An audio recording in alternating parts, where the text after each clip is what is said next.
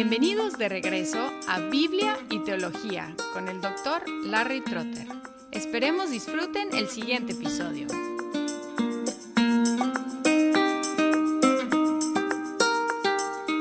En el episodio anterior hablamos del Concilio de Calcedonia en el año 451, en el cual ratificaron el credo niceno.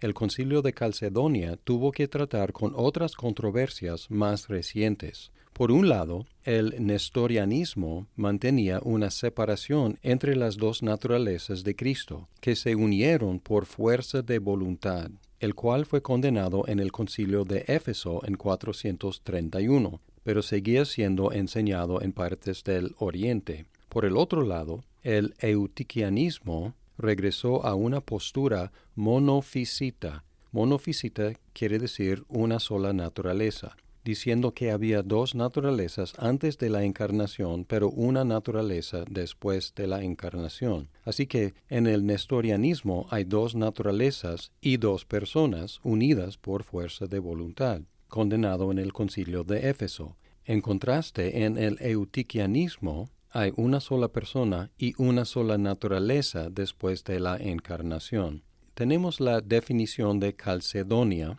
que es un tipo de credo, pero es un credo cristológico, no es trinitario, y también podemos observar que no está diseñado para la confesión pública en la liturgia de la Iglesia. Más bien es un tratado cristológico, una declaración teológica acerca de Cristo.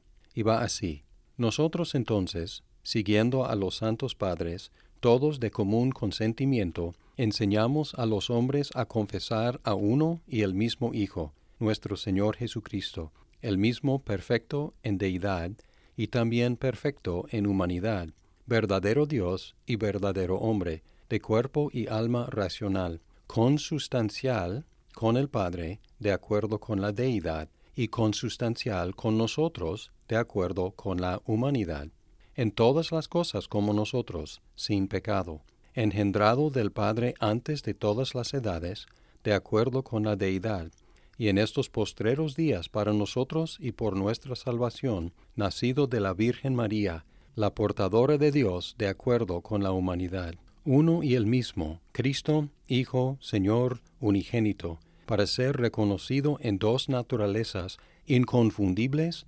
incambiables, indivisibles, inseparables. Por ningún medio de distinción de naturalezas desaparece por la unión, más bien es preservada la propiedad de cada naturaleza y concurrentes en una persona y en una sustancia, no partida ni dividida en dos personas, sino uno y el mismo Hijo, el unigénito, Dios, la Palabra, el Señor Jesucristo, como los profetas desde el principio lo han declarado con respecto a Él, y como el Señor Jesucristo mismo nos lo ha enseñado, y el credo de los santos padres que nos ha sido dado. Amén. Aquí podemos observar que esta declaración reafirmó la expresión del Concilio de Éfeso. Es la palabra en griego theotokos, que yo traduje en la lectura del credo como portadora de Dios. En la devoción católica romana muchas veces dicen Madre de Dios, que originalmente quería decir algo acerca de su Hijo, no algo acerca de la Virgen María. Es decir, que al identificar a la Virgen María como la Madre de Dios, o más exactamente la portadora de Dios, es decir, que en su vientre ella tenía al verdadero Dios. El concilio condenó Eutico y la definición excluyó su teología, por un lado, y también condenó el nestorianismo, hablando de dos naturalezas y una sola persona, no dos personas y no una sola naturaleza. Su uso de adjetivos negativos al hablar de las naturalezas inconfundibles, incambiables, indivisibles, inseparables, indica los límites del lenguaje teológico. A veces solo podemos decir lo que no es. A veces solo podemos negar el error. Pero positivamente hay una innovación aquí porque aplica la palabra homoousios no solo a la relación entre Dios Padre y Dios Hijo, sino también a la relación entre Jesucristo y los seres humanos, porque afirma que Él es homoousios con respecto a la deidad con el Padre y con respecto a la humanidad con nosotros, doblemente homoousios, es decir, verdadera naturaleza divina y verdadera naturaleza humana. Así que en Calcedonia tenemos lo que debía ser el fin de las herejías del arrianismo, de nestorianismo y también de eutiquianismo.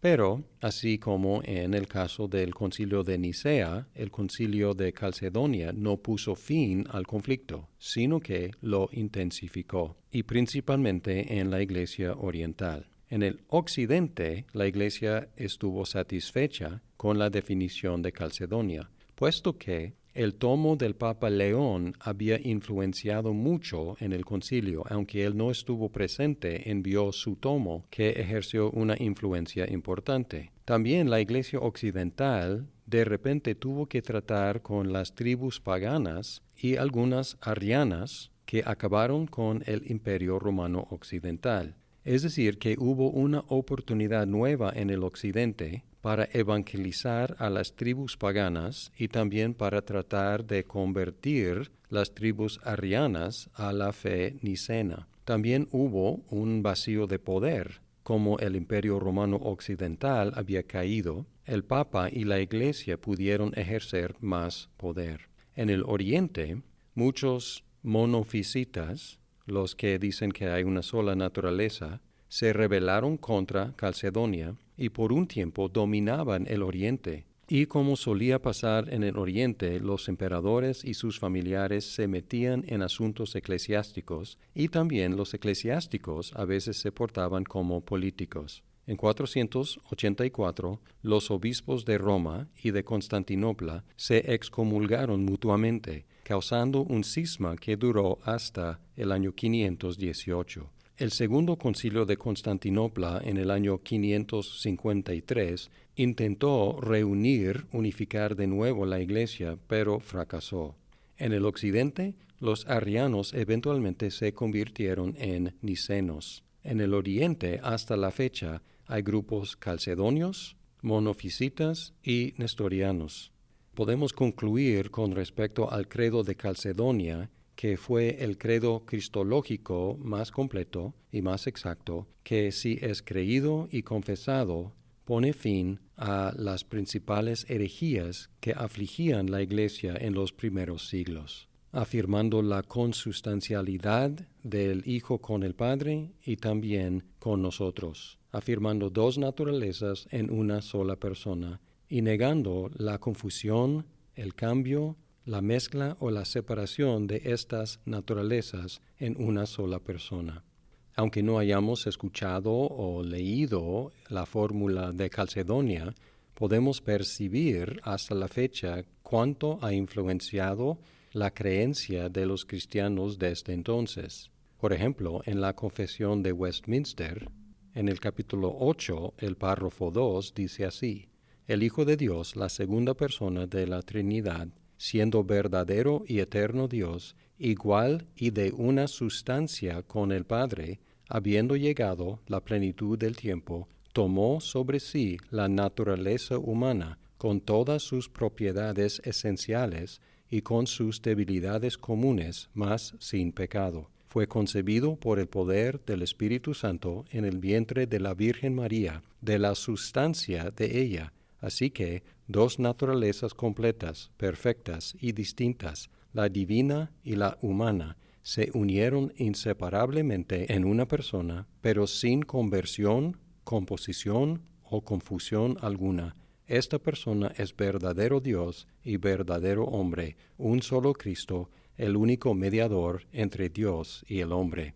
Aquí podemos detectar que el lenguaje de la Confesión de Westminster es muy similar al credo de Calcedonia, indicando que estamos muy endeudados y dependientes del buen trabajo de ese concilio en el año 451.